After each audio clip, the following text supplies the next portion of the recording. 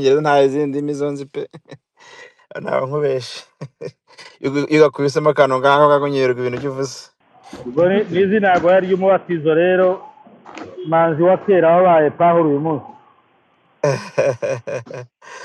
yeah thank you yeah niko byo bigenda ndi kumva muri kugenda bakasinze mbatere yambo ndi kumva ukuntu mama muganira gato ngusobanura izina rya Onesimo.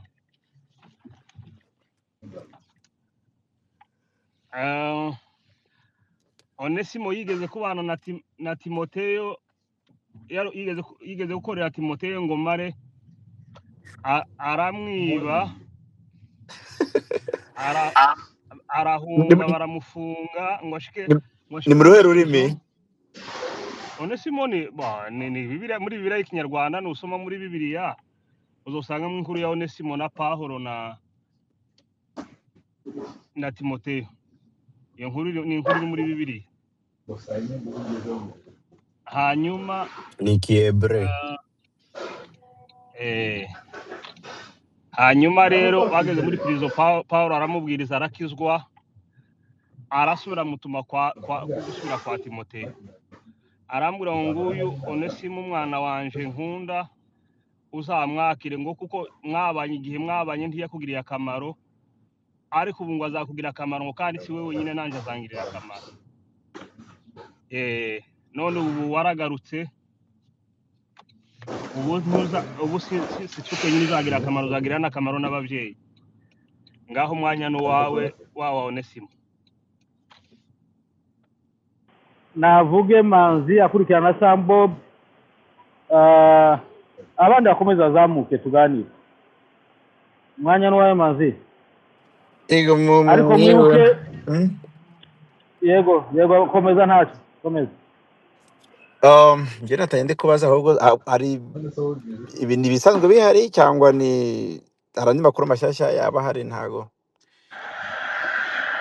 sinzi mbere ko wenda warubajije ibihe bijanye n'ibihe byari bisanzwe biharubajije. Ndi kuva kuri titre ko yanditse turabaza, ngira ngo urabizi ko kubino ntambara yatangira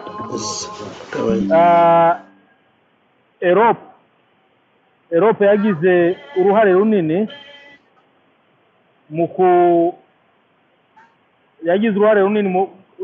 muri nani mu byemezo byafatwaga kuri no ntambara ya Kongo,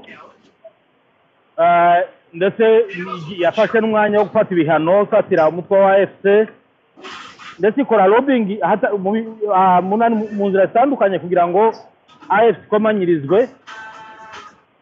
Nibyo twabazaga ngo se kuva aho byabereye kugeza n'uyu munsi byageze kuki, ese bageze ku ntego yabo cyangwa byarabaraniye?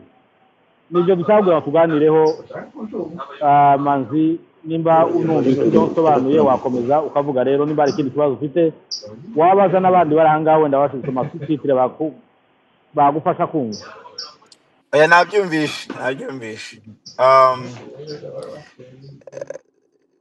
birase byatanga iki yewe arega uko byagenda ko ariko kose babe n'abanyamerika nibo bagira imbaraga, nibo bagira gute, nicyo abantu tujye basobanukirwa y'abantu uko byagenda ko ariko kose ntabwo byaba ari ibihano byaba ari n'ibiki, abantu bagira ibyo bahitamo kandi nyine abantu baba bari iwabo. There's no way umuntu yaza nkakubwira ati ngo ndakora bino kugira ngo bigende gutya. You don't have no other choice. Uko byagenda ko ariko kose niyo nkunze kubyira n'umuntu nkabira ati abantu mwumva ngo abazungu barabahara for the kunyungu zabo, kandi n'abakongomani bagomba kuba ku nyungu zabo, kandi inyungu z'abakongomani zambere izo z'abazungu. So rero sinzi wenda hari icyo bakora icyo ari cyo cyose, ntabwo bavuga ngo nubwo bavuga ngo barakoresha ngo wenda baza bakazambya ibintu babizambya byo wenda hari cyangwa bagatinza abantu, ariko umuntu usuri wawe wamukoreye iki kindi si wenda ariko bava ati ndabigenza gutya mushingura ahangaha. urumva ntabwo byakunda. Ikindi burya abantu yavuga ngo bagiye kubana n'abandi ariko bamaze wenda hari kumva yuko sintekereza yuko abakongomani bari kuri point yo kuvuga ngo bari mu bintu by'amadiplomasi ubu ngubu, ngo bari kugira ngo bigende gutya, ngo bari gufata ngo biki n'ibiki. I don't think ubwo ari na point kuba bari bagera aho ngaho. Bayikora ariko sintekereza ko ariyo top priority, ntabwo ntekereza ko ari top priority. Abantu bagomba kugenda bafixing ibibazo byabo, ibindi babiza nabyo bakabyikora, that's okay. Byaba ngo nyine umuntu yanagutinza, by the way, umuntu yagutinza tu wenda hari niba ari ukurikira mu myaka 2 bikagutwara imyaka 5 cyangwa imyaka 10. So ariko Manzi, niba nkumvise neza utarasoza kugira ngo numve neza ko ibyo uvuze ari byo, ni ukuvuga ngo uravuga ko ibyo nane EU yakora byose ntacyo yahindura ku bantu bari iwabo barwanira uburenganzira bwabo. nta cyahinduka. Okay, nta cyahinduka. Ibyo byonyine byo kuba bari iwabo nibyo ubona byatuma ibyemezo bya UN bya EU bitagira umusaruro, cyangwa hari izindi mpamvu inyuma y'icyo ngicyo ushobora kubona? Icya mbere cy'uko neza ko abantu bari iwabo, urabyumva. Abazungu bo baza ni aba kabiri, niko navuga. Urumva abantu bagomba kumaza bakemura ibibazo byabo, abazungu bo ni inyongera, ni ibintu bijya biza nyuma. Rero cy'ukuntu mbibona, nubwo bava ngo barafunga isi n'ijuru, there's no way wabasha kubwira abantu ati ibintu bihagarika ngo bikunde. That's me. Urumva burya abantu bari iwabo nose wamukurikiye ikintu nose uramuvana ngaho umujyane mu Burayi se ntabwo byakunda. So no other choice. Hari icyo usanga nyine umuntu adafite andi mahitamo yandi, none se umuntu udafitemo amahitamo yandi yakurikiye ikindi. Kereka wenda ari amahitamo, yes byakunda, ariko icyo utamuha amahitamo, mbona yuko abari kurwanya intambara ko bati uranyica unshingura ahangaha cyangwa se ndakirira ahangaha. So ariko nkuko wajya bavuga nyine ntawaza ngo afate ngo ubwoko bwose ngo burimbure ngo birangire. Ni ibintu bitari bikunda, ni ibintu bitashoboka, ni ibintu biri impossible. N'ubundi ugiye kureba baba bari kurwanya intambara already bamaze gutsindwa, ntabwo waza ngo driving abantu out ahariho hose. N'ababigerageje mu mateka y'isi ntabwo byabakundiye. At the end nubwo hasigara umwe, hasigara sinzi ko nabivuga, at the end yasigara ari gufixa ibyo agomba gufixisinga. Aba bazungu cyangwa n'abanyabura n'abanyamerika ntabwo erega urebe ntabwo bari kuvuga ndare ngo bari kurwanira iwabo. Abantu bari iwabo se ibyo kwanga abazungu cyangwa abanyabura babakeneye iki? Wenda bakena abazungu nyuma, ariko I don't think kuri stage ko wabo bakeneye. I don't think so. Ntabwo baba bakeneye. Rero nkabona yuko ibiha ntabwo biyandamininga, biragutinza, byagutinza, ariko at the end n'ubundi ubivamo kandi ukabivamo ahubwo uri victorious, intsinzi yawe bayitinze, ariko ntabwo bigira. That's my point. Wenda n'abandi bafite ukuntu babibona. That's what I think. N'ikindi wenda hari abazungu abantu bari hanze, wenda ko nyambitekereza ngewe, abantu bari hanze nabo bagerageje kugira ikintu cyo bongeramo hariya kuri baba bari hariya, mbona ko baba bateje imbaraga.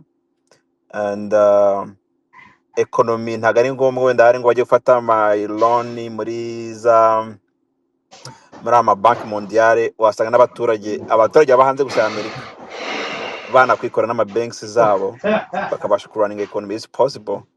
Ko mu bihugu byinshi cyane nko muri Amerika hari amafaranga bagera minimum. Ntekereza ko nk'abantu bari hanze babasha gukerenga banking system yabo ku buryo ki wasanga naho bari, kuko nigeze kumva ngo muri east ya Congo ngo urebye ngo ahantu ya M23 ngo ntabwo economy iri kurunninga neza. Natekereza yuko ari n'abantu bishize hamwe babasha kurunninga system yabo right, ku buryo ki ibasha kuba iri parallel niyo muri east. It's possible. Abantu ba building their own bankings, babasha banking systems zabo. And ikintu cya mbere cyo gusa kiba gikenewe ni umutekano. Si umutekano hari ibyo bintu byo bindi byaza, ibyo bindi byaza. Njye n'icyo kuruma mbitekereza naho byo kuvuga singa ibihano ngibiki. Nubwo bakafata ibihano byasagutse kuri Yesu bakaza bakabikubita ku muntu, ngiye kuri njye ko mbitekereza ntacyo byaguhinduraho pe, ntako byaguhinduraho. That's me, wenda n'abandi bafite ukuntu babitekereza, ariko ya nicyo navugaho. Murakoze. sawa urakoze Manzi. N'ubundi nibyo nta kintu wahindura uko waba ufite imbaraga zingana gute, iyo waciye mu nzira gusa yo guhengama no gukora ibintu bidaciye mu muco, byanga bikunda imbaraga zawe wakoresha zose, ntabwo ushobora kugera ku ntego zawe. Ikigaragara ni uko AU imbaraga yagurukanye rwose yaraguye nka burya kwigitiga batise ku muriro.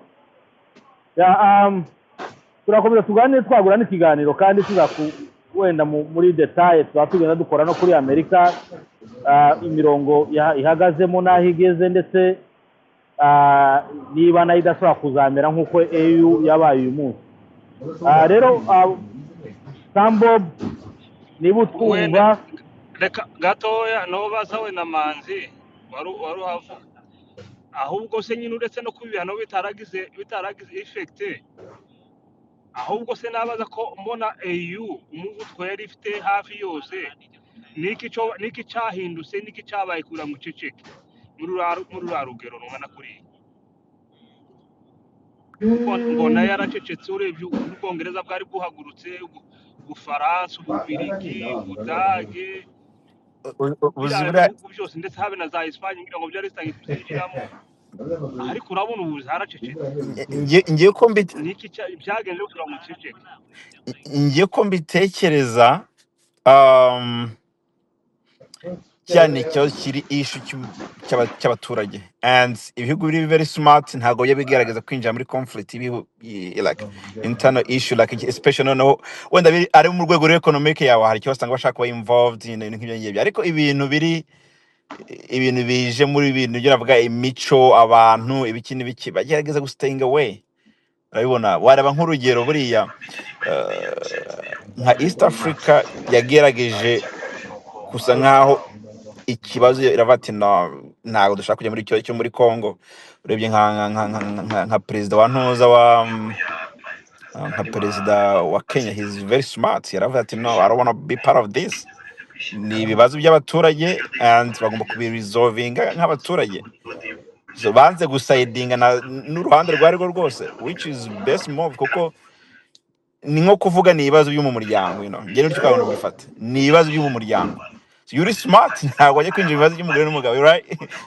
Ni ibibazo biri internal, so ntabwo wajya kubyinjiramo, you just stay away. Nabo niko bakoze, baravuga ati no, reka ibibazo bicare baganire, ntidushaka gufata ngo tujye mu ruhande rumwe, wenda bano turi kubabangamira cyangwa bano turi kubabangamira, reka bayicare ku meza amwe barisolving ibibazo byabo, which is good. Ngewe naho ngaho niho mbona ko aho kugira bavuga ati, urabona narrative muri Congo babaga bari kuvuga ko ati twebwe baraduteye nk'ibyo ngibyo, right? So bamaze kubona yuko it's not true actually, ko hari ikibazo, baravuga ati no, waza ukavuga ibindi ukabivuga, ariko na kino kibazo kirahari. Mbona ariyo mpamvu wenda hari baravuga ati no, narrative bari kuvuga muri Congo wenda tuzayiga next time, ariko kino kibazo ntabwo twakiandamininga. Kino kibazo kirahari, abana b'Abakongomani kimura ibibazo byabo, and ibindi tuzabikurikirana nyuma. Rero icyo kuntu mbibona buriya niyo mpamvu buriya n'Uburundi burenya mbuga yaho, just because ntabwo bajya mu gihugu cy'abantu nibarangiza bajye gusidinga n'uruhande rumwe. I don't think it's best move nk'igihugu. I don't think so. Ntago ari ibintu bizima. Bagakwiye kuba baraberebe hirya, bakabati ibibazo by'abaturage mureke babikemure none, kuko who knows, hari igihe wenda abo ngabo muri abo bombi hari icyo usanga bagiye bafasha ubuyobozi wenda hari tuve nko mu Burundi ngo bagiye mu bintu by'amanama ngo bagira ngo bumvikana kuntu bazayobora. None can you imagine wa muntu ugiye kuyobora neba wawe ntawe mwumvikanye, how ibi wabasha kubihandoringa? There's no way wabasha kubihandoringa. So nkabatekereza yuko never is now wise to yagakwiye gutegereza kareka abakongomani bakasotinga ibibazo byabo, and you know wayobora Kongo nyuma akaba yabasha kugira umubano nawe n'Uburundi bakagenda bakabana neza. Ariko ubu ngubu bashyizemo agatotsi. So ngatekereza ko n'abantu bantuza n'abanyaburani ukuntu babireba baravuga ati no, ntago tuzi kuntu i conflict zarangira, reka bose tubahereze benefit of doubt, maybe nibimara gukemuka tuzakora n'uwageze ku buyobozi. Niko ngende kubitekereza n'abandi bafite kuntu babitekereza. Urakoze Manzi ku isi utanze.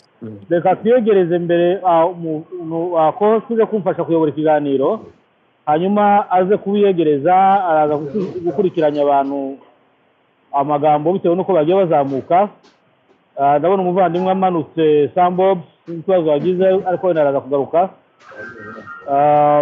Point zero, niba numva wafata mic ukiyegereza abantu, hanyuma ukagenda wafasha guhanahana amagambo, kuko nababwiye mo ndakora ino space ni mu kazi, ariko nabonye ntaceceka, nashatse abandi bafunguye sinababona, maze kubona space zafunguye hirya zo kujya kuyobya abantu. Ndavuga ati uko biri kose dufite ibyo kuganiraho byinshi, bitari byo kwirirwa tujya guterana amabuye n'abari abayobye.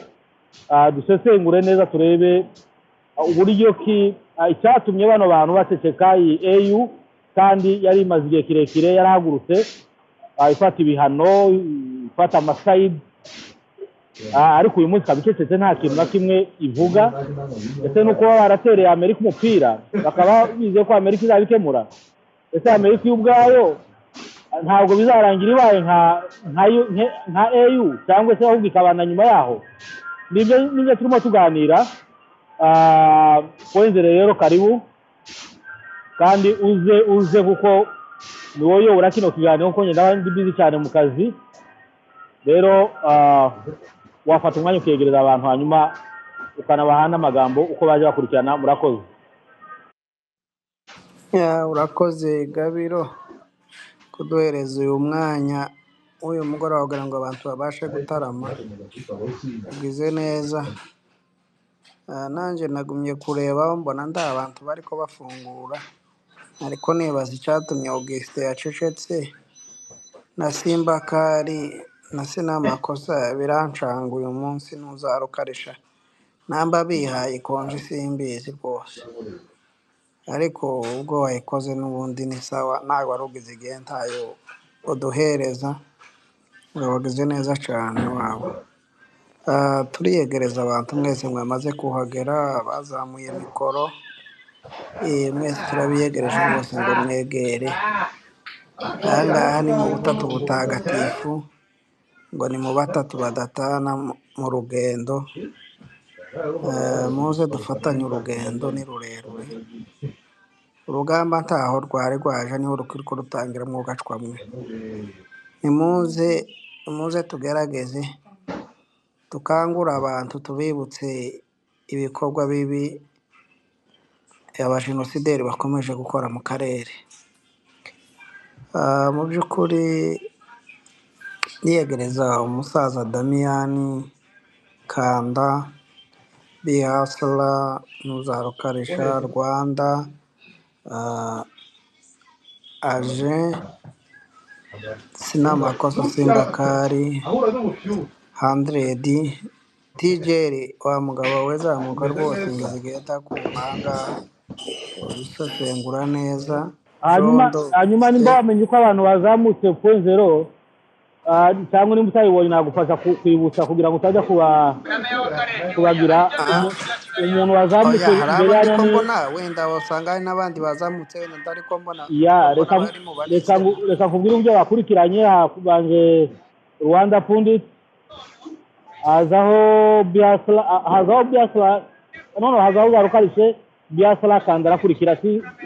Sinzi uwamanutse ni Sambobo wari uhari nuko bakurikiranye rero uze kubahiriza amagambo bakurikiranyije. yego yego urakoze rwose kudutunganyiriza ako kantu. Ndiyegereza Jeyi Intare Sage Mikenke Songe Fille de Jésus Nyabami Munyamurenge Rugwiza Wifiro Eric Ese Umwana Inosa Engineer Freddy Rugo Trésor Muratwa. Turabiyegereje rwose ngo mwegere hano kugira ngo tubashe gutaramana. Nkunda amahoro umusaza twemera cyane nawe turamwiyegereje, yaragize igihe ataboneka ariko nawe turamwiyegereje kugira ngo baze dutaramane hano. Uyu munsi hariho ibiganiro byinshi kandi bisaba ubusesenguzi. Mu by'ukuri abantu timuje kure muze hano kugira ngo tubashe gutaramana. Ese hano hari topic ivuga ngo ese igitutu no kubogama bijanye n'ibihano byayu kuri AFC M23 twigwaneho byatanze iki? Ese hari uwo byaba byarabujije gufungura mu wiwe? Hari uwo byabujije gutembera mu rugo rwiwe? Hari uwo byabujije gutembera mu ntara atuyemo cyangwa akarere? Ibyo nibyo tugiye gusesengura kugira ngo abantu babashe kubyumva, tumenye impamvu yatumye baceceka. Turashaka no kumenya impamvu bakaza bavuga cyane. Murabizi ko hariho bamwe bakaza bifuza ko ikibuga cy'indege cya Goma ngo gifungurwe, ukagira ngo ikibuga cy'Igoma nicyo kiba muri Kongo gusa. Abandi mwumvaga ko bavuga ngo Goma nirekugwe, abantu ngo nibasubire inyuma, nibaje muri za Sabyinyo, nibaje abandi nibave Uvira bagatanga kilometero 70 na bingahe. Murabizi ibyo byose byarabaye, ariko ubu nyine tuturibaza ngo ese ni iki cyatumye ubu nyine baceceka batakibasha kuvuga ayo makuru? Byagenze gute? Muri iki cyumweru ngira ngo twabonyemo abagabo bakomakomeye, no muri kiriya cyumweru gishize batembereye akarere. Mwabonye abahoze ari ba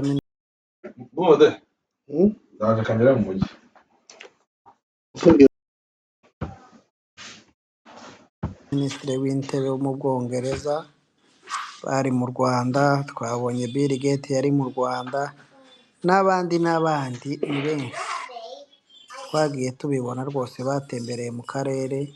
Hari n'akamesaje rwose twabonye k'umugabo witwa Bill Gates avuga ko muri uyu mwaka rwose yagize ibihe byiza kuba yaratembereye mu Rwanda. Nk'uko yabitekerezaga siko yabisanze, ahubwo ngo niho yagize ibihe byiza kandi biryoshye, yanifuza no kuzasubirayo rwose ngo akahatemberera. Ako ibyo ni ibyabaye mu karere. Ntimunibagirwe yuko muri Kongo uyu munsi naho batambukije cya kintu duhora dusenga ngo bagitambutse ku giti canje, uko nje niko nabisengaga, narabyifuzaga ko itegeko nshinga ryakwemeza ko barihindura. Uyu munsi rero ryatambukijwe, rero tugiye gutegereza turebe agahorero kagiye kuba hariya. Ba bagabo bari bishize imbere nk'umukaba, burya mugabo abagore bawukuyemo muri Amerika, aribo ba Fayulu n'abandi. Muzi imyigaragambyo bari bateguye muri Kongo, bayikoze umunsi umwe. Martin Fayulu yisiga sosi tomate, ariko abesha ngo bamukubise, ngo yagiye ku bitaro. Ibyo byarabaye, mwarabibonye. Mwabonye ko Sendagara yarabahamagaje i Burundi bose, opozisiyo yose bagenda i Burundi ngo baja kuganira nawe. Imyigaragambyo bari bateganyije yo kuri 10 ntiyaba. bayisubiza inyuma bayishyira kuri 20 na zingahe uracyajyanisha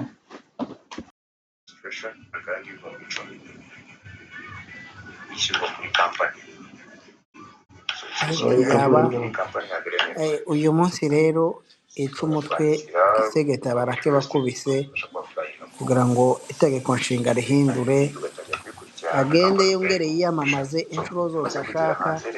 Ubu nyine rero Kongo yayigize ubwami bwiwe, dutegereje ko abadepite barangije kubwitambutsa, abadepite n'abasenateri bagitambukije, dutegereze inamba kamarampaka izaza mu baturage, wenda iryo tegeko nshinga bakaryemeza cyangwa bakabihakana, ariko 90% ni uko ryatambutse kandi n'ibindi bagiye kubihindura byinshi. ubwo murumva ko iwabo wa Kanda na Hasala ibo ndi bafite gutora n'iryo tegeko ntibazi ko ryahinduwe cyangwa ritazahindurwa, kuko n'ubusize uwo mugabe we ntiyigeze atorwa no mu gihugu, kuko igihugu iwabo babakanda n'abakyuziri iwabo ntibazi uwo Gisegeti, kuko ntabwo ari perezida w'igihugu cyabo. Kuko igihugu cyabo gifite abagabo bakirimo kandi bakiyoboye. Ngo dutegereje kumva nabo ibyo bazadutangariza wenda mu minsi iri imbere. Murakoze kwarugira gusa ngo tubanze dusasire ikiganiro abantu babona icyo bari buganireho. Reka twumve Rwanda, fungura mikoro yawe uramutse abagabo. Yes mukomeze cyane, ndabasuhuza mwese, mwakoze cyane kuri space. Topic nkuko wabivuze igitutu no kubegana bijyanye n'ibihano bya EU kuri AFC M23 yatanze iki. Nanjye hari kuri aya matwitter na hehe harabonaga ko hari izindi zasohotse, ariko nta confirmation nabonye ko haba hari izindi sanction. Hasanzwe hari zihari n'ubundi. Bari abantu rero barakanga kurusha ibindi, bafite systeme zabo zigongana. So EU ifite EU Parliament, ihuza biriya bihugu 27, haba hari abaparlementaire bavuye mu bihugu byose mu maparti politiki atandukanye. Noneho bagenda bafata amadecision, bandika amabaruwa, bikivanga. Bimwe abantu bagakeka ko ari amasanction, bimwe bikivanga. So ni nka East Africa Parliament, murayizi iri Arusha. Numva ikintu yakoze gifatika plus que ça. So parlement ya hariya igifata amasanction yazikadezinya abantu movement runaka iri sanctionner iriki, ariko implementation nicyo kibazo. Kwako kugira icyemezo cyafashwe gishyirwe en action, ibihugu 27 byose bagomba kubyumvikana. Noneho ibyo bihugu 27 kubona affaire yabo ikabyaplika, ariko akenshi decision ziragongana. Usanga ibyo Ufaransa bushaka gukora Belgique ntabwo ishaka ko bikorwa, birabangamira intérêt za Belgique. Ibyo Belgique ishaka gukora birabangamira intérêt y'Ubufaransa, so bikagonganira aho ngaho. Niyo mpamvu bare sanctions z'abari abantu ntabwo nzifataho serieux, kandi bari bivuze mu kanya. Abantu bagiye muri JH kuriya, abantu biyemeje gutaha, nta kintu babakangisha. Urafunga compte de banque zabo, urabambura nationalité, statut réfugié, no. Umuntu urimo arasquata n'amasasu hariya n'amadrone ntabwo ari byo bamukangisha. Ikindi akenshi sanctions bari ziri individuelle. So niba jewe Rwanda Pandit sanctionné, umugore wanjye ntabwo bimureba, n'abana banjye ntabwo bindeba, ni njyewe. So abantu baba bafite beaucoup de moyens zo kudiringa nabyo. Ikindi murajurira, niba abantu bagushyizeho ibintu ubona ko warenganywe, ushaka umwavoka ukarega ukidefanda. So ça c'est pour ce cas-ci. Abandi ni Abanyamerika. Abanyamerika nabo bagira amadosiye ari compliqué. Hari Foreign Affairs ya Marco Rubio, hari bariya ba finance. So hari amasanction ava ahantu hatandukanye. So ibyo ngibyo bikaza bikagongana. Bamwe bari muri aya space mutuye muri bihugu byo hanze, cyane cyane Etats-Unis igira izindi zimpacta ni calendrier electoral yabo. Ubu ngubu bafite amatora mu kwa 11. Ibyo ngibyo bizahindura situation yabo, kwa ko Trump azatakaza House of Congress, hahita hazamo abademokrate, abademokrate baramurakariye cyane, bazahita batangira ama investigation, tipo ntabwo azongera gusinzira. So usanga bita byafekta foreign affairs ya decisive. Ikindi nuko Marco Rubio na JD Vance uriya vice president barashaka kuzaba kandida presidentiel muri 2028. Iyo utangiye ibintu nk'ibyo, cyane cyane Marco Rubio agomba kuva muri kariya kazi akagenda agafokusinga gushaka amafaranga, gufundraisinga. So niba Marco Rubio vema afite gahunda yo kuzaba kandida muri 2028, arareka kano kazi ka State Department nko mu kwa kabiri k'umwaka utaha cyangwa kwa gatatu. Atabikoze ntabwo yashobora kuba kandida, so yaguma muri ako kazi. Ikindi encore une fois, sanction nyine, niba udafite inzu muri US, niba udafite amabanki hariya, niba utabayaja, ntabwo bihindura ubuzima bwawe. So ni icyo ngicyo kuri ibyo by'amasanction. Noneho ku by'u Rwanda nka politike, u Rwanda rwadevelopye links n'ibyo bihugu byose, leta kuri leta ariko n'abantu ku bantu. So links u Rwanda rufitanye na US rurenze Democratic Republic. Rufite ama links n'ama states, aba governor, amashuri, aba business people, abantu nk'aba ba Bill Gates, so bigatuma igihe nyine hari izo sanction, umuntu nka Bill Gates nyine arazwi ko Bill Gates afite amaze akanya, njyewe ndabyibuka njye nakuye hanze, navukiye mu Rwanda ariko nakuye hanze hano muri Canada igihe kinini. Subira mu Rwanda muri 2011 akoze muri tourisme, hari lodge hariya yitwa One and Only.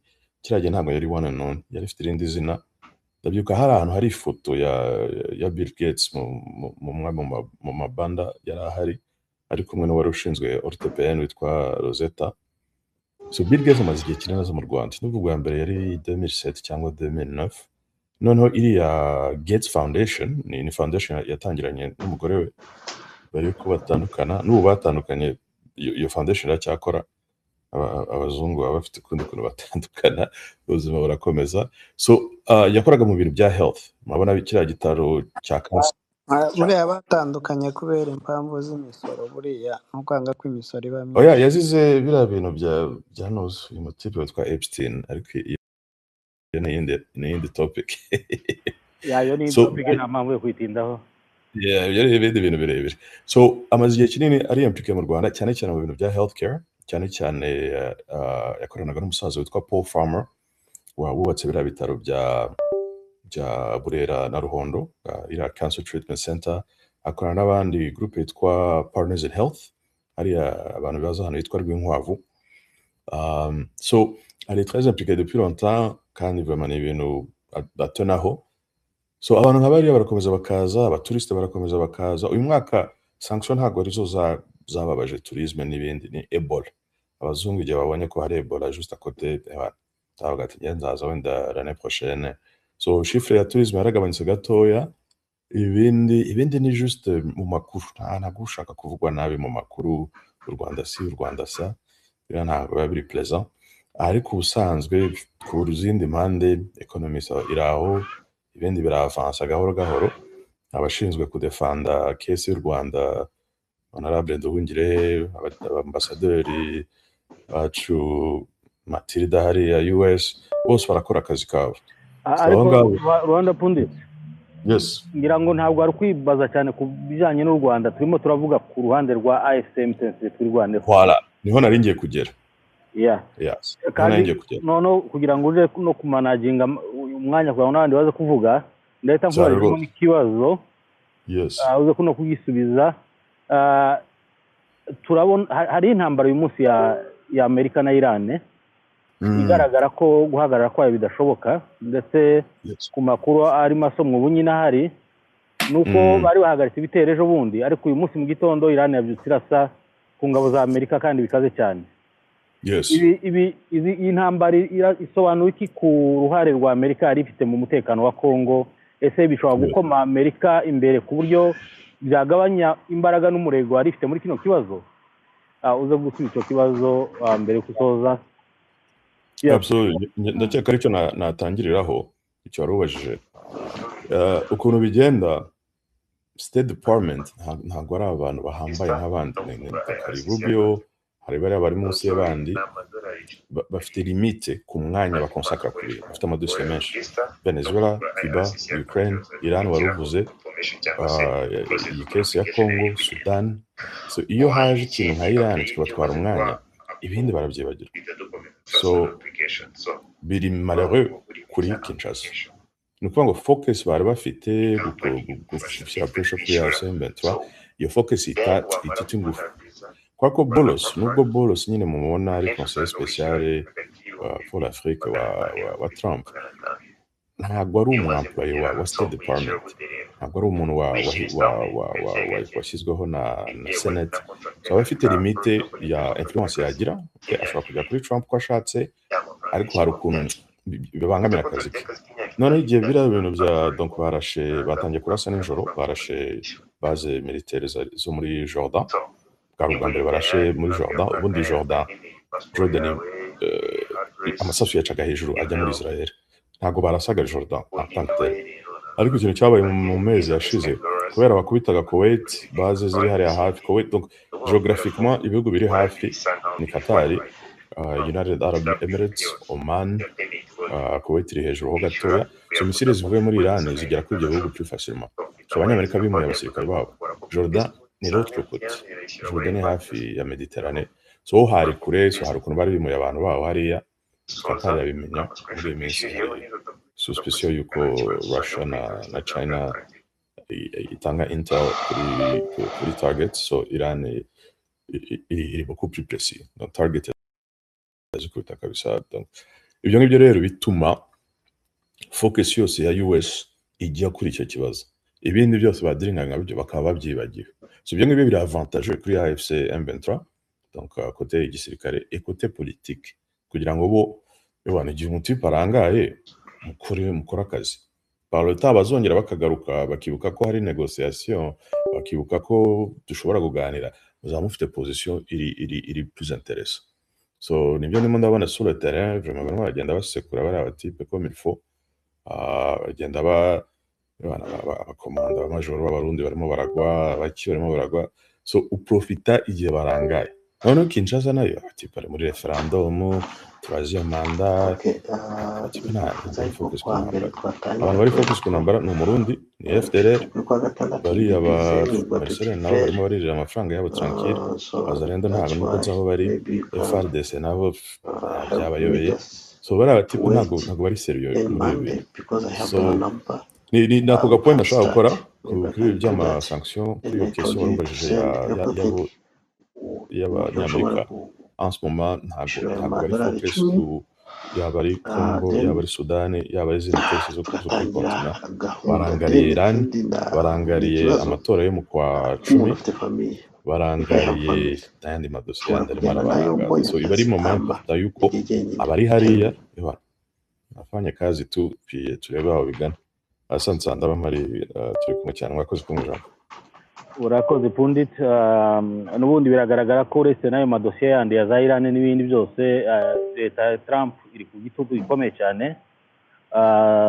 Bamaze iminsi batumizwa muri Kongere bajya kubazwa ibibazo by'intambara ya Iran, ku buryo ndetse byagonganishije Trump n'abangaba n'uyu minisitiri we w'intambara ndetse na Marco Rubio ubwiwe.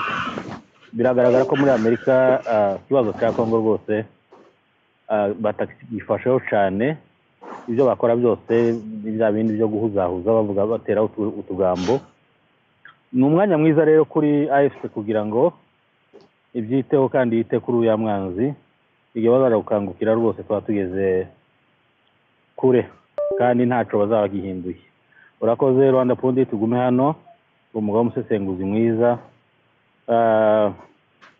Kanegere uzarukarisha yaje nyuma kudufasha kuyobora ikiganiro, wisange hano kandi ndashaka kubaza bitwarinzi ikiganiro neza muri discipline. Wakoze rero kudusanga, dufatikanye kuyobora ikiganiro. Hanyuma niba wakugira ijambo uvuga kugira ngo uze kwiyegereza aba bantu bakurikiyeho baza kuvuga batarazamuka, namwe musabe mike igitaramo n'ishanyu, mwe kuja guta umwanya wanyu kuri bariya bataye imitwe bayobye, bazagira ngo bari mu murongo kandi barayobye. Burya umuntu ayobye ntazabimenya, azagira ngo ari mu murongo mwiza kandi ageza habi.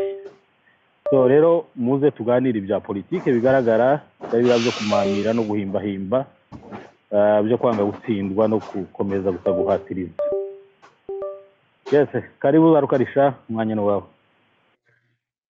Okay, mbanje kubasuhuza mwese ndibaza no ko munyumva neza. Okay. Rwanda Content yabivuze neza.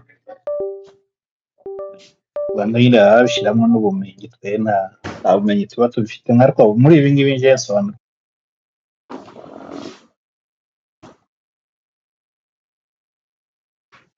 Zarukarisha nitwumva mike yarafunze sinzi ikibazo ugize. Uranyumva hano? Ya turakumva bakomeza. Narenze nti Rwanda Content yabivuze neza. Kandi nari n'abantu ibintu nyine baba babizi bifite mu bumenyi ariko nanje muri ibi bintu mba numva nasobanukiwe n'ikintu kimwe. Ubu ngubu iyo urebye ibihano bafata ukareba ukuntu ibyo bihano biba bivugamye, je mpita mbona ko ari n'inzira imwe yo kutubwira ngo aho kugira ngo ikibazo gikemuka ahubwo ni gikomere kuko ishaka gukiza abantu nako mugano uvuga ngo ukiza abavukana areba hejuru uhagarara hagati utabugana, ariko ibyo si mubona biza bibugamye kuba kugira ngo ikibazo kitarangira. Ruwavuze ati ibi nibyo gukerereza ariko ntabwo biba bije gukemura ikibazo cyangwa bitotuma ukora ibyo usabwa gukora. Ibyo bihano abo babifatiye mbere ngira ngo ndetse bamwe bari muri leta nta kintu byabatwaye, ubu ngubu bari muri leta barakora babitakwira mu bafatiwe ibyo bihano. Aho ubwo rero kwibaza ngo bizamara iki, aho ngaho tubona igisubizo ntacyo bizamara, nubwo bokongeraho ibindi n'ubundi ntacyo bizamara. Ese ubundi ibyo bihano bidufasha iki? Bizatuma iwacu hatekana? Nta kintu kirimo. Rero uwo tinya ibihano cyangwa uwo kumva yuko ibihano bije kugira icyo bimufasha, aha ngaha no kwenda cyane. Ibi bihugu nako iyi si irimo bino bihugu bikomeye, ubu isi ntabwo ikiyobowe n'umugabo umwe, isi isigaye iyobowe n'abantu benshi, ari nazo muhabona, ari nayo mpamvu muhabona zino ntambara zose. Aho Irani nayo yihagaze yaravuze ati igihe mwadutwariye mudutwara uko mushaka, ubu ngubu ntibigishobotse. Yes. Iyo mwadutwariye mudukoresha ibyo mushaka ntabwo bishobotse, ubu natwe tujye kwirwanaho kuzageza natwe tubonye uburenganzira bwacu. Ibyo bapfa barabizi kandi ibyo bapfa baranabisangiye bose.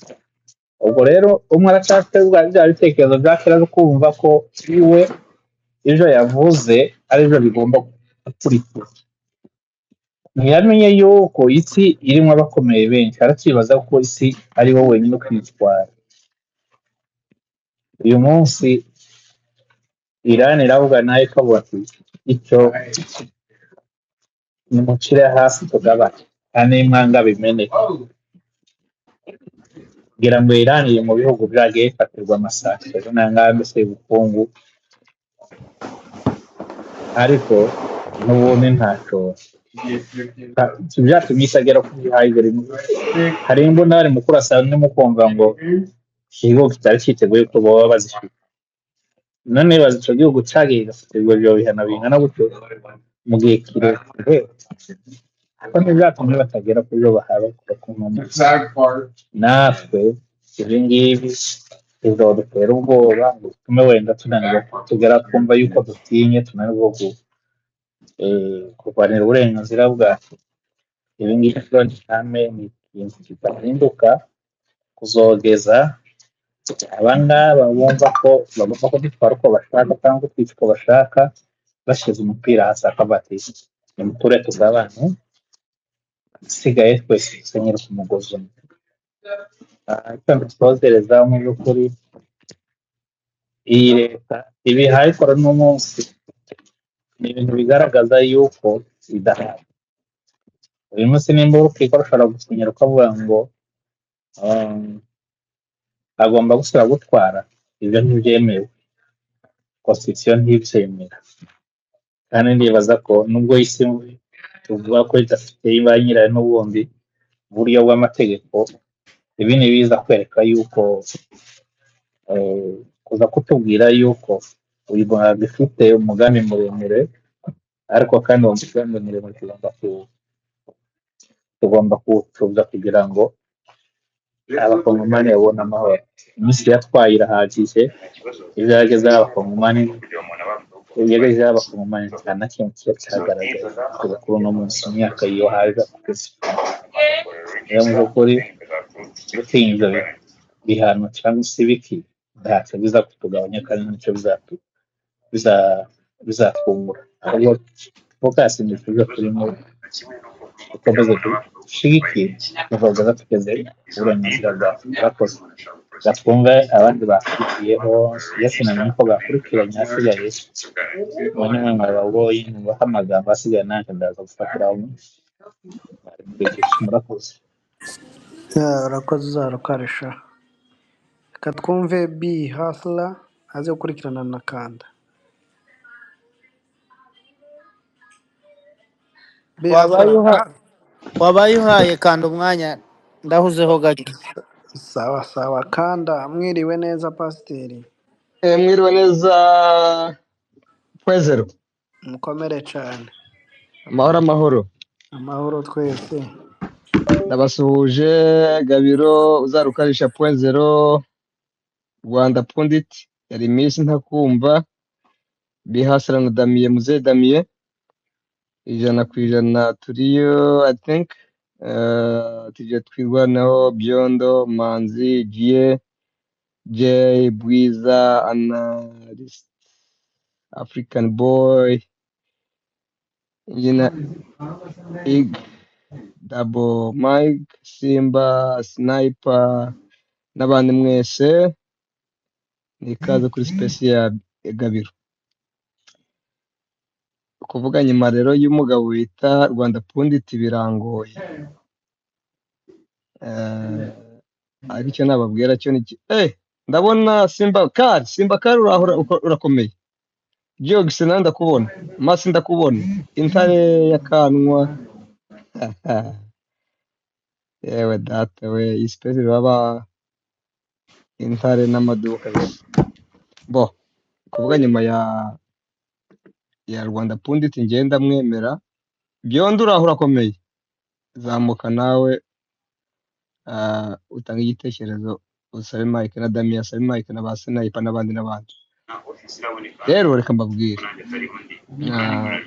tujye twemera Rwanda Pundit ngiye nemera analyses, ariko icyo nababwira cyo ni kimwe, icyo vuga ngo ese igitutu no kubogama bijyanye n'ibihano bya EU kuri ICM 23 byatanze iki? Ntacyo bizatanga, nta na kimwe. I'm telling you, ntacyo bizatanga, kubera ko bano bantu niba cyane cyane abantu baba mu bihugu bino bihugu by'abazungu cyangwa ababa muri Amerika, Ubwongereza n'ibiki. Okay, reka mbaheze ikintu cyoroshe kiri simple. Muri kampani ukoramo, iyo uri kizongwe bya bindi iyo terime bavuga baragusuzugura. Ariko iyo uri umuntu uzi kwivugira, uri umuntu uri makari cyangwa ukarishe, uzi kwivugira, uzi kwirwanaho, barakubaha. Iyo babonye uri umuntu uzi kwivugira, utari umuntu wasuzugurwa uko biboneye, barakubaha cyane. AFCM 23 twirwaneho, ngewe narabivuze kuva na mbere, ntabwo ari abantu bagapfa kivuga rimwe, ntabwo ari ibizongwe nkuko iyo terime babivugwa, ntabwo ari abantu boroshe, ni abantu bakomeye. Abazungu bakunda abantu nka bariya nyine ukuntu mubabona. Buriya abazungu cyangwa Amerika iyo bakoze comparaison cyangwa comparison bagafata comparison bagakompara AFC M23 na DRC, ikinyuranyo bakibona. Biriya bihano bavuga ni mu mpapuro ariko ntabwo bazabishyira mu bikorwa. Impamvu ni iyihe? Ni uko babona ko bano bagabo ari abantu bafite intego yo kugera ahantu kure cyane. Bihaye kuvuga ngo bagiye kubifata ngo babishyire mu bikorwa, baba bagiye kwihemukira, ntacyo bizageraho. Niko njye mbitekereza, niko mbibona, uko ngiye maze naje kureba bano bantu tubana nabo, ntabwo bazabafatira ibihano, nyine niko umwana arira, umwana yarira ukamubwira ndagukura bombo ceceka, umwana agaceceka, ya bombo ntayimugurire. Rero bafashe DRC nk'umwana w'igitambambuga urira ati mama cyangwa papa mpereza bombo, ati ndakugurira, agaceceka, n'ejo yarira ndayikugurira, bikarangira gutyo. Ariko AFC M23 MRDP turwaneho, ibi bihano ntacyo bizatanga, muzabibona. Mureke bari abantu, bari abavandimwe bacu tudahuje ibitekerezo, bajye bakomeza bavuge ngo birakomeye. Nsoza rero, ntacyo bizatanga, ahubwo nyuma y'igihe gitoya muzumva hari ibintu byiza bitangajwe n'ibihugu bikomeye bikadushyigikira. Ahubwo mwebwe icyo mwakora, ndashimira Gabiro kuba yakoze space wa mugani, kuko mubivuze twese twa turi hariya, nuko nagezeho nanjye mbivamo ndicagira ndagatereka ntabyo ndi kumva, ariko tuba inyuma ya AFC M23 turwaneho, bari mu murongo mwiza. Igihe gito uyu mwaka uzarangira dufite ahantu turi twicaye tumeze neza cyane. Ntabwo nteye kuvuga menshi nyuma ya Rwanda Pundit, ntaza kurengera, ariko n'abandi muzamuke muganire. Ni igitaramo cy'imfura, umugani wa Damien ujya uvuga igitaramo muri muze dutarame imfura, ngo hariya ngo ni imfura ngo ziki z'akarere. Damien zamuka, uzamuke rwose. Ba African Boy nabo ba Snipe muze tuganire kugira ngo igitaramo kiziwe. Murakoze cyane, ariko ibihano ntacyo bizatanga. Thank you very much.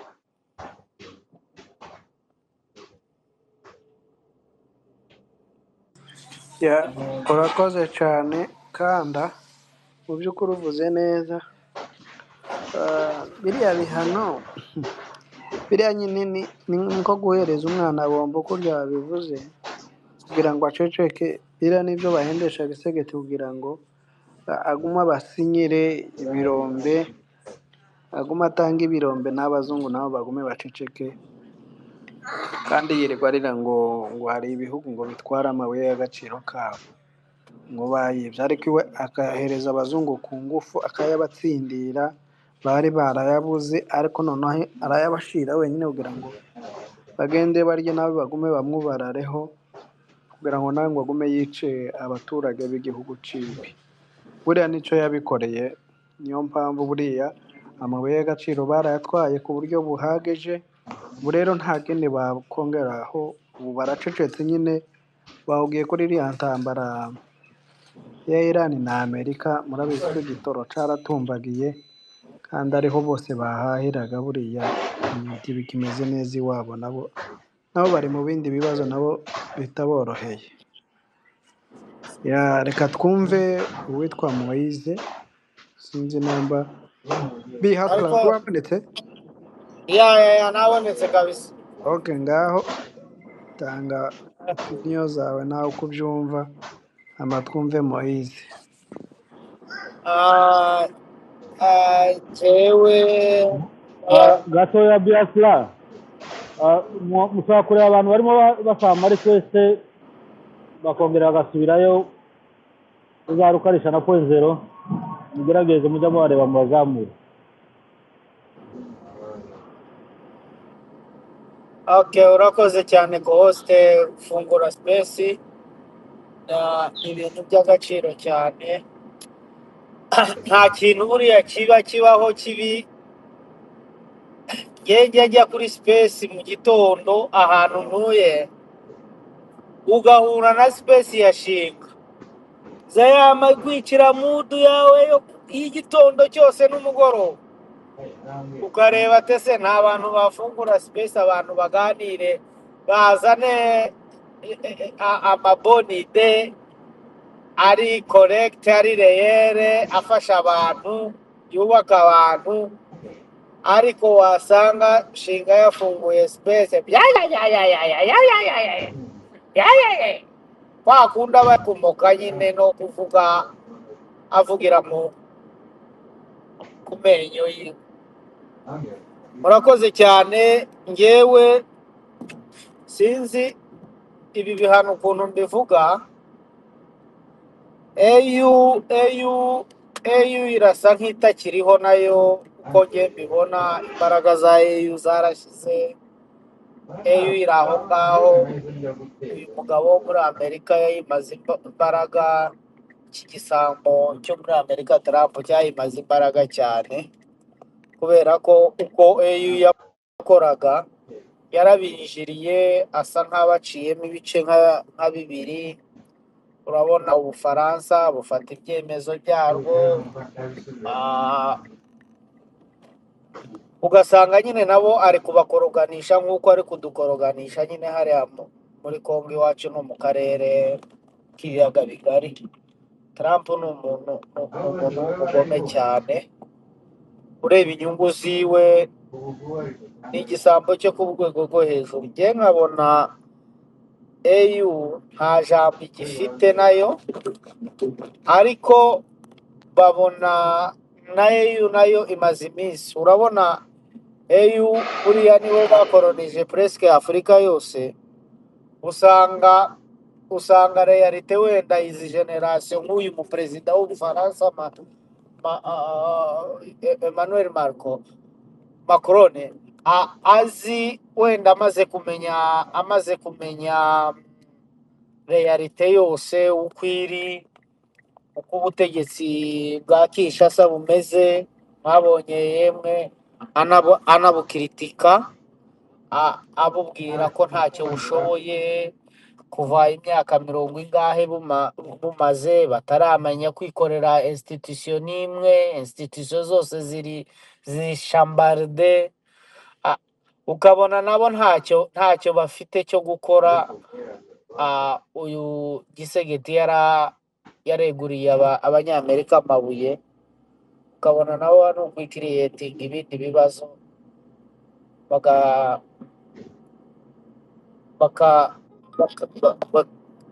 bakabura uko bavuga, ariko bacecetse bazi ukuri.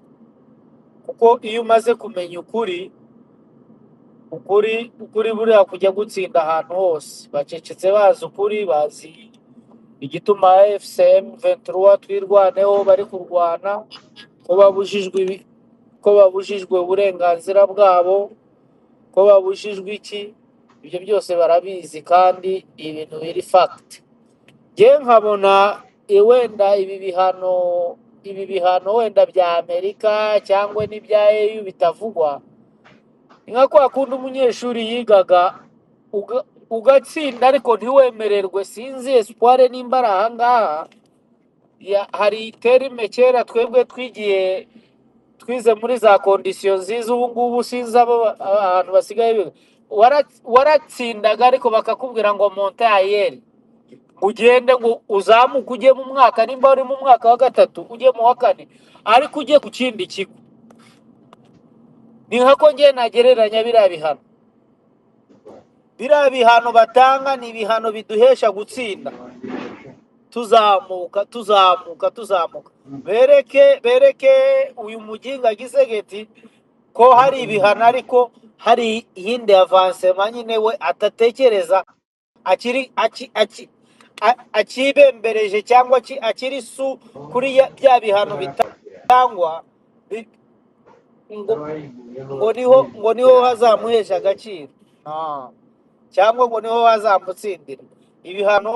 ntibifite gukura AFC M23 muri Goma, ibihano ntibifite gukura twirwaneho ikontorora Minembwe ndetse na za Poezero n'ahantu henshi. Njye mbona ibi bihano byabo ari ibintu byandikwa gusa mu makaratasi, nta kindi bigamije, gusa ari ugutamporiza nyine kugira ngo iki kigabo cyo muri Amerika kijya nanga no kukivuga mu izina kugira ngo gikomeze kirya umutungo wa Kongo. Ngewe nk'uko nabibona murakoze.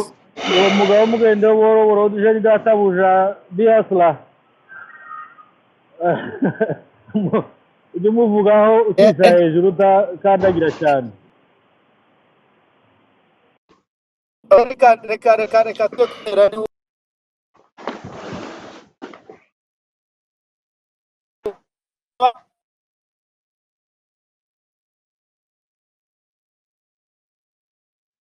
Biyasani duha tukumva.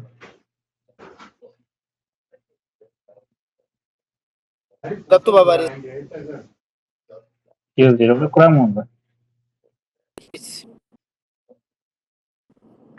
Ntabwo Biafra yumvikana, wenda twaba dufasha abandi bakurikiraho kugira ngo tuze kureba nimba hari abashobora kugira ibibazo babaza. Ngira ugezweho ni Moise. Moise uratwumva? Ndi kubumva n'abasuhuje Gabiro n'abandi bose. Yambu cyane. Yambu ni amahoro masa. Yego. Namwe. Natwe turi ayandi, tumeze neza, turashima Imana.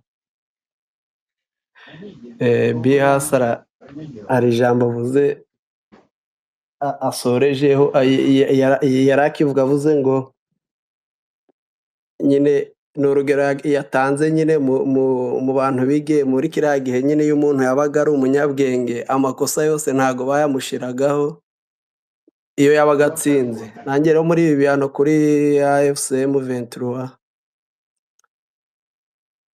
bashirirwaho mbere na mbere kugira ibyo bihano ibihano babashiraho kubitsinda nuko twatsinda urugamba tugatsinda Kinshasa. Dutsinze Kinshasa ibihano nta byasibangana kuko nitwe tuzaba tuyobora. Ndavuga AFC M23 twirwaneho. Kandi rero kuyitsinda nuko abantu nyine babaho bagakomera bagashikama ntibabegire parapara, tukabashigikira kuko ni koze. Abavandimwe bacu bari hara kuri front line ni koze, aho ibihano byagezeho ni koze bagwanira, tukareka kumva ko hari ko igisubizo Kinshasa nta gisubizo ifite. Igisubizo kiri Goma Bukavu, igisubizo kuri ku bavandimwe bacu. Ari igihe tuzabatererana tukagira intambara ubwacu ku bwacu, ibihano ibi bihano nyine ni nta kindi, ni mutisha, ni nko kubabwira ati iyi ntambara niyo umwana imuyitsinzwe, ibi bihano bizabaho muyitsinze, ibihano byo bizasiba. Kandi niko bimeze, ni nako iyi game y'imyaka yose kuva hari genja mbwira abantu ndukuganira n'abavandimwe nkababwira ati ariko ni gute twisanze izi ntambara zose ba sogokuru na basogokuruza kubera naho dutuye n'ibiki nyine turi kuganira, ni gute izi ntambara tuba tukizirimo kugeza iyi saha. Bikagaragaraho ni zampuhwe, ni kwa kundi kwiyumvamo ko nta kibazo, ko abantu nta kibazo, ariko abantu bose barakaye intambara tukayishira ku mutima, tukarakara, tukababara akababaro kose, tukabara imyaka n'imyaka. Kinshasa nta kindi tumariye. Kandi guhera buri mwe wese uvuka muri Eastern Congo, yaba ari Nord Kivu, Sud Kivu, za Ituri, muri biberaho n'ahandi hose, intambara twayitsinda. Ariko iyi ntambara twayigira minenegwe, ibi bihano bizagira ingufu ariko kuri ubu nta ngufu bifite. Ikintu ni ugushyira hamwe ukabwira ugakora kampeni ubabaye nk'uko bimeze, turababaye, dukeneye, nta ntambara dukunda, ntabwo Makenga ari hariya, Sematama ntari hariya kubera gukunda intambara, bari hariya kubera ibibazo batejwe n'abaturanyi bacu sana sana Kinshasa. Rero duhagaze hariya tukabashigikira mu nzira izo arizo zose, ndumva ibi bihano ntacyo bivuze, ariko nitubatererana ibi bihano nyine bizabageraho. Sawa, rero duhagarare buri muntu mu mwanya wawe, yaba afiringa neza kumva aho urimo neza, dushigikira abavandimwe baje, ntitugire ubwoba. Ibi bihano intsinzi nituba tugeze ku ntsinzi, ibi bihano nta kintu bivuze. Sawa, murakoze. urakoze cyane Moses. Hari umuntu warunyandikiye muri DM abaza, avuga ngo tubaze Rwanda Pundit, sinzi kiri hano, ariko n'undi wese yagisubiza, watubonera igisubizo. Yarabaje ngo mbaze Rwanda Pundit ibyo yasobanuye, ngo se yabaje ngo se niba ibihano byaracitse intege bitewe n'ibibazo bya politike bihari, ngo se ngo intambwe iri ngombwa cyangwa se niye ntambwe AFC yatera muri kino gihe kugira ngo ibashe yanditseho utera kugira ngo ibashe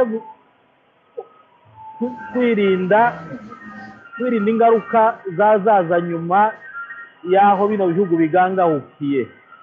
Niye ntambwe ngo AFC yatera mbere y'uko ibi bihugu bigangahukira biva muri kano kavuyo birimo. Sinzi wenda waba afite icyo gisubizo, ndabona ariko nje mfiteho igisubizo gitoya nyine nuko. Okay, go ahead. Ariko turaza gusaba African Boy na Kananura bazamuka ahangaha babe nk'ababidufashaho bukeya, kuko turabizi ko ari abantu nabo bakurikira amakuru y'akarere cyane, baba bari hafi aho ngaho. Naziri ku nama ndabona hageze.